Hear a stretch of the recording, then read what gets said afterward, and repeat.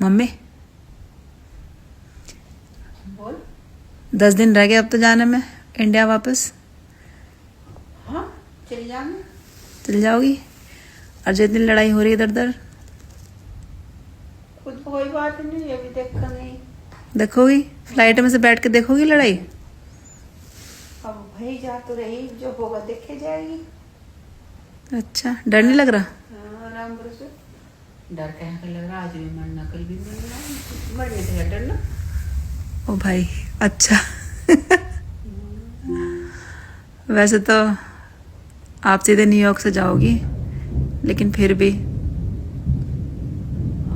अगर हम इधर से जाते जिधर से आए फिर तुम रुक जाते हैं। कतर से जाते तो लड़ाई जहाँ से, हाँ जहाँ से आई वहाँ से नहीं जा रही, न्यूयॉर्क से जा रही।